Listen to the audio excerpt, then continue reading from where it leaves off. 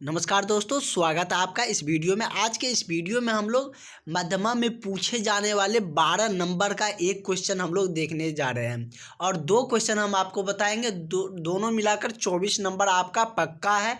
इसके लिए आपको बहुत ज़्यादा मेहनत करने की ज़रूरत नहीं है, बहुत ही इजी वे में पढ़ाएंगे। क्योंकि आप लोगों के इंग्लिश से पिछले साल, यदि आप पिछले साल का क्वेश्चन जिसके पास भी होंगे उन्होंने अगर देखे होंगे तो उसमें 40% मतलब 40 नंबर बुक से पूछा गया है, तो 60% ग्रामर से पूछा गया है। मतलब 60 अंक ग्रामर के ही क्वेश्चन रहे हैं।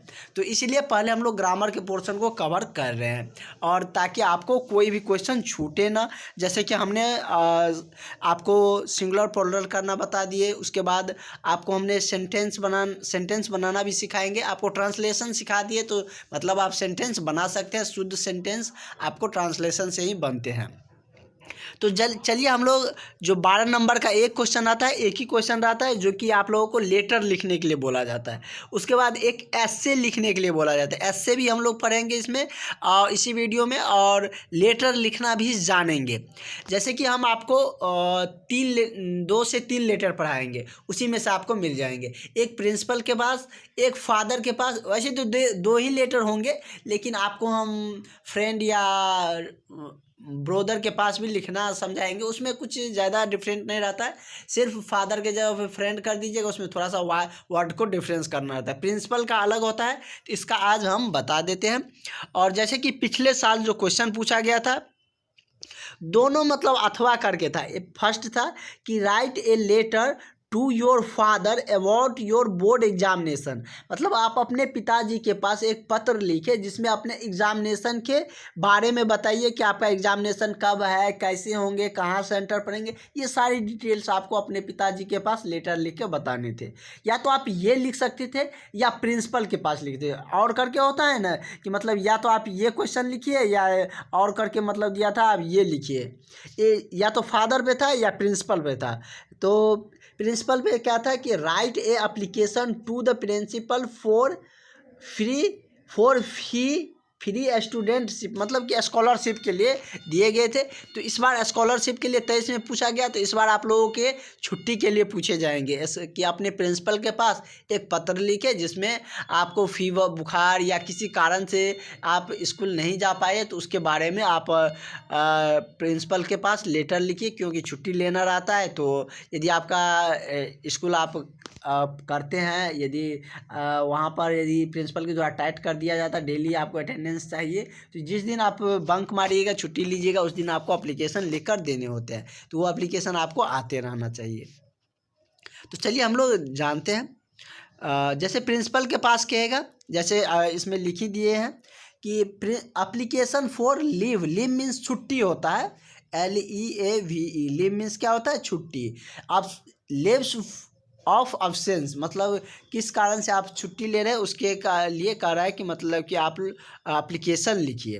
तो प्रिंसिपल के पास लिखेंगे, तो कैसे लिखना है वो सारा क्राइटेरिया देख लीजिए। क्या लिखेंगे? पहले टू लिखेंगे। क्या लिखेंगे? टू। उसी के नीचे में लिखेंगे, उसी में मत लिख दीजिएगा। जिस तरीके से, जिस फॉर्मेट में ये लिखा गया है, इसी तरीके से लेटर लिखा जाता है, समझिए। और पिता के पास कैसे लिखना है वो भी हम आपको कल बताएंगे। तो इसमें क्या है कि टू नीचे में लिखेंगे द प्रिंसिपल। मीनिंग देख लीजिए आप लोग, उतार लीजिए। वैसे हम ये PDF दे देंगे, लेकिन आप लोग उसको रिवाइज कर लीजिएगा। ये तो आपको सबको मिल जाएगा जो भी क्लास लिए हैं, और जो अभी तक क्लास नहीं लिए हैं, इधर उधर के चक्कर में है, आप लोग ज़रूर क्लास ले लीजिए। आपके पास टाइम कम है, आपको हम नोट्स दे देंगे, उसी नोट्स से आपका सारा एग्जाम में क्वेश्चन रहने वाले हैं। तो क्या लिखेंगे? टू, नीचे वाले लाइन में लिखेंगे the principal our school. To the principal our school, मतलब यहाँ पे ये आवर स्कूल मत लिख दीजिएगा।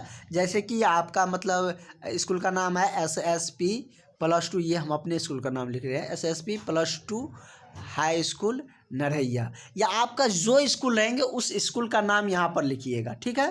क्योंकि बहुत सारे अलग अलग डिस्ट्रिक्ट के अभ्यर्थी हैं, तो इसलिए हम यहाँ पर मेंशन नहीं किया है। अपने स्कूल का नाम यहाँ पर लिख दीजिएगा कि टू द प्रिंसिपल, जिस स्कूल में पढ़ रहे हैं उस स्कूल का प्रिंसिपल। इस स्कूल का एड्रेस भी होंगे तो लिख सकते हैं, नहीं तो ये इतना काफ़ी है, इतना लिख दीजिए। नीचे में स्कूल का एड्रेस आप लिख सकते हैं, एड्रेस तो सबको पता होता है, तो स्कूल का एड्रेस लिख दीजिएगा। नीचे में क्या लिखेंगे आप? सब्जेक्ट मतलब विषय, क्या आप लिखना चाह रहे हैं। तो सब्जेक्ट क्या लिखेंगे? Application for leave of absence, मतलब कि एप्लीकेशन लिख रहे हैं किसके लिए? छुट्टी के लिए, मतलब कि हम किस कारण से नहीं उपस्थित रहेंगे, उसी के छुट्टी के लिए, कि हम स्कूल में उपस्थित नहीं रहेंगे, हमें छुट्टी चाहिए, इसके लिए हम एप्लीकेशन लिख रहे हैं अपने प्रिंसिपल के पास। तो क्या लिखिएगा? टू द प्रिंसिपल, जो स्कूल आपका नाम है उस स्कूल का नाम लिख दीजिएगा, नीचे में एड्रेस लिख दीजिएगा। उसके बाद सब्जेक्ट में लिखिए, तो आप क्या कैसे लिखिएगा टू द प्रिंसिपल स्कूल का नाम लिख दीजिएगा, स्कूल का एड्रेस लिख दीजिए। उसके बाद सब्जेक्ट में लिखिएगा application for leave of absence, मतलब छुट्टी के संबंध में। उसके बाद आपका सर है तो उसको रिस्पेक्ट तो दीजिएगा, रिस्पेक्ट तो देना बनता है क्योंकि आपका सर है। तो क्या लिखिएगा उसके लिए? Respected sir. बहुत हम टफ वाले वर्ड नहीं यूज करते, इसमें लेटर में बहुत स्टैंडर्ड वर्ड भी यूज किया जाता है, लेकिन रिस्पेक्टेड सब जानते रहते हैं, इसलिए रिस्पेक्टेड वाले ही सिलेक्ट करके आपको दिए हैं, इसी से आप समझ सकते हैं। क्या लिखेंगे? Respected sir. उसके बाद क्या लिखेंगे? ये आप लिख भी सकते हैं, नहीं भी लिख सकते, ये उतना ज़रूरी नहीं है। लिखिएगा तो और भी अच्छी बात है, नहीं लिख सकते हैं तो कोई दिक्कत नहीं है, ठीक है। जहाँ पर आपको कम करने का रहेगा हम वहाँ पर वैसे कम कर देंगे कि रिस्पेक्टेड सर, मोस्टली हम्बली लिख भी सकते हैं, नहीं भी लिख सकते हैं। उसके बाद क्या लिखेंगे? ये सब ज़रूरी है। I beg to say that, मतलब I beg to say that, हमें कहना है, बेग मीन्स कहना होता है, हमें कहना है कि आई एम, अपना नाम लिख लीजिएगा। जैसे मेरा नाम राजेंद्र भारती है तो हम क्या लिखेंगे? I am Rajendra Bharti, student of class 10th। अब 10th में है ना आप लोग, तो लिखिएगा class 10th of your school. क्या लिखिएगा?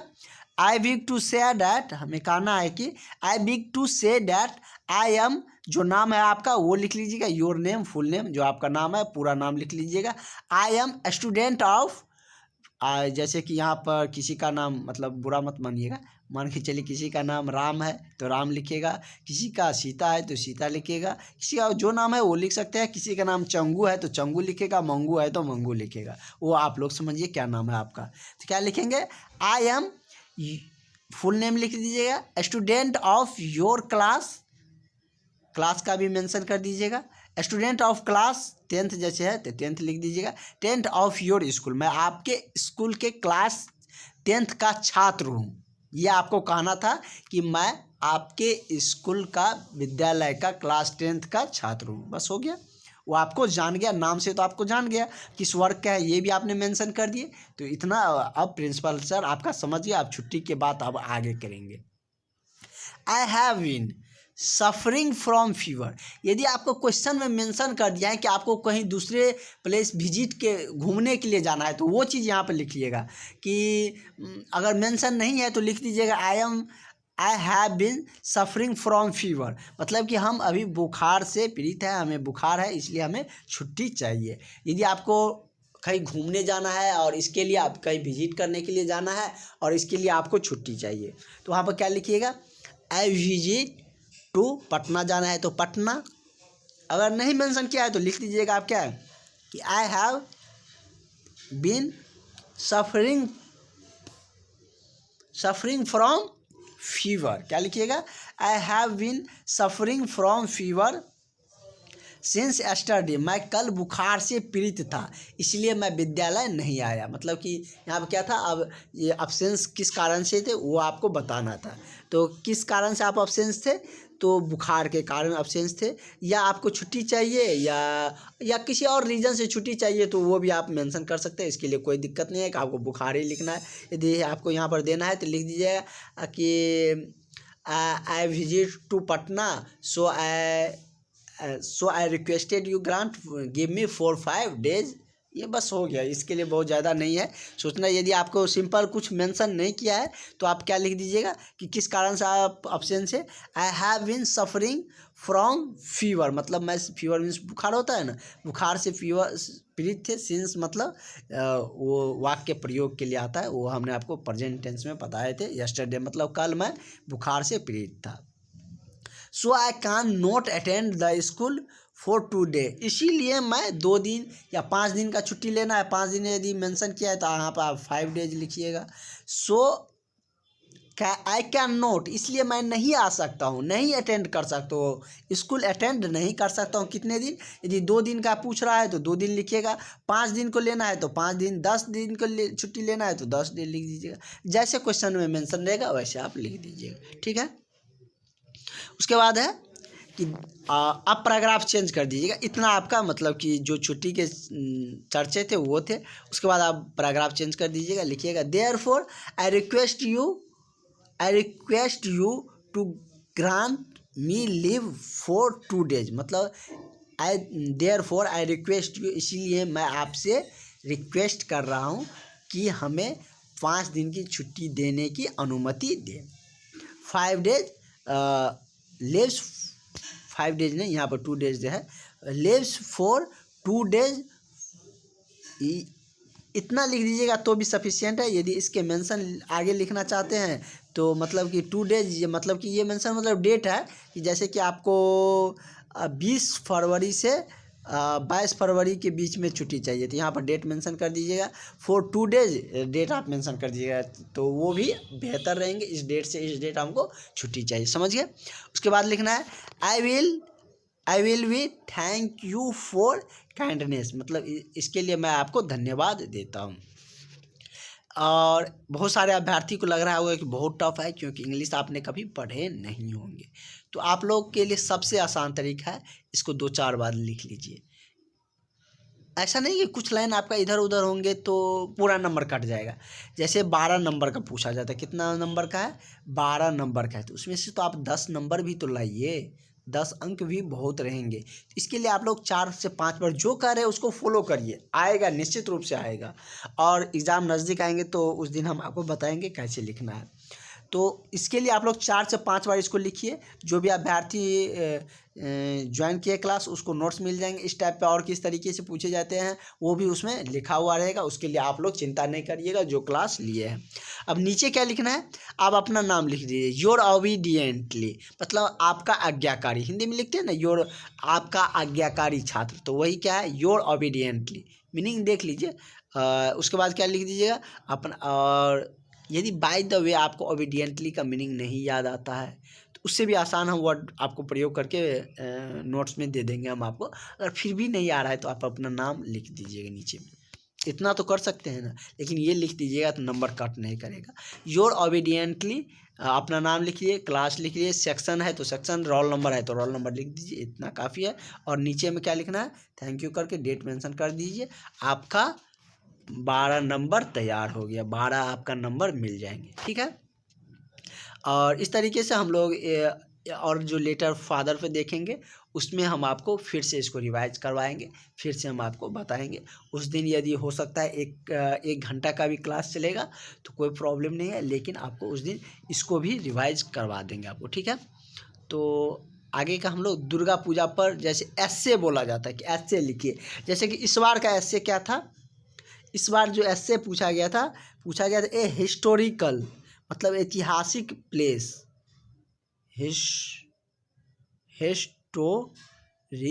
हिस्टोरिकल प्लेस, 3 में से कोई एक रहता है, 3 दिया रहता है उसमें से एक ही लिखना रहता है।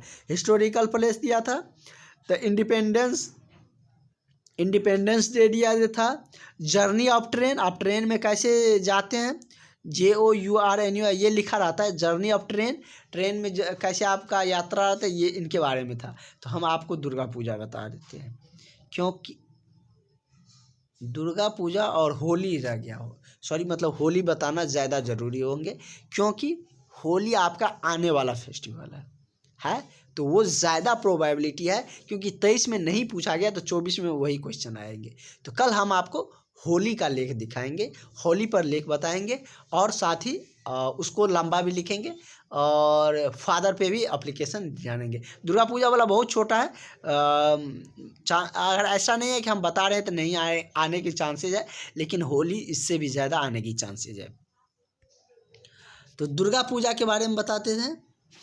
होली आपका पूछे जाएंगे, वो आप लोगों को हम बताएंगे, उसके लिए चिंता मत करिए। दुर्गा पूजा में बहुत इजी में बता देते हैं। दुर्गा पूजा आप लोग जानते हैं कि हिंदुओं का एक बहुत ही महत्वपूर्ण त्यौहार है। ये कब मनाया जाता है? तो जनरली अक्टूबर नवंबर मंथ में मनाए जाते हैं और ये 10 दिन चलने वाला त्यौहार होता है। पहले हिंदी समझ लीजिए, वैसे आप लोग जानते भी हैं 10 दिन तक चलने वाला त्यौहार होते हैं। इसमें कलश का स्थापना किया जाता है, इसमें मेला भी लगते हैं और हम लोग बहुत इंजॉय करते हैं दुर्गा पूजा को, और प्रत्येक वर्ष लगते हैं। हम लोगों को बहुत ही इंतज़ार रहता है दुर्गा पूजा का। और ये क्या है, हम लोगों का मतलब कि धार्मिक आस्था भी है और बहुत सारा कुछ उसमें हम बता सकते हैं। इंग्लिश में कैसे लिखना है? तो Durga Puja is one of the great, जो हम आपको बताए हिंदी में, one of the greatest festival of India. India का सबसे महत्वपूर्ण त्यौहार है ना। ये सभी जगह लगभग मनाए जाते हैं। लगभग भारत के मैक्सिमम स्टेट, कुछ ऐसे स्टेट होंगे जो नहीं मनाते होंगे, नहीं तो सारे स्टेट में दुर्गा पूजा मनाए जाते हैं। ठीक है। और हाँ, स्पेशली बिहार में तो हम लोग बहुत ही धूमधाम से मनाते हैं। बिहार हो गया, उसके बाद यदि हम बात करें तो बंगाल हो गया, बंगाल में भी बहुत अच्छा से मनाया जाता है। बिहार में यदि आप पटना में आते हैं तो पटना सब में आपको गली गली में थोड़ी थोड़ी दूर पे ही बढ़िया बढ़िया पंडाल आपको देखने को मिलेंगे। बहुत यहाँ पे मतलब मनाए जाते हैं। आपके गांव, किसी भी गांव से आप बिलोंग करते हैं, किसी भी डिस्ट्रिक्ट से आते हैं, तो वहाँ पर ज़रूर आपको थोड़े थोड़े मतलब दूर पे दुर्गा पूजा का आयोजन ज़रूर होता है और आप लोग सभी साल ज़रूर या तो पूजा करने या मेला घूमने ज़रूर जाते होंगे। तो आप लोग इसके बारे में जानते हैं। इसीलिए Durga Puja is one of the greatest festival of India. It is also known as, इसको एक और नाम से जाना जाता है, जिसको क्या कहते हैं कि दुर्गा उत्सव भी कहते हैं या शारदा उत्सव भी कहते हैं। शारदा मैया भी बोलते हैं ना, जयकारा जब लगाने लगते हैं, इसको इस नाम से भी जाना जाता है। सिंपल सारा कुछ वाले वर्ड सेंटेंस है, वही हम आपको बता रहे हैं। It is also known as Durga Utsav और Sharda Utsav. Every year this festival is celebrated, मतलब प्रत्येक वर्ष यह फेस्टिवल मनाते हैं फॉर 10 डेज, मतलब 10 दिन के लिए। इन द अश्विन मंथ, किस मंथ में? अश्विन मंथ में।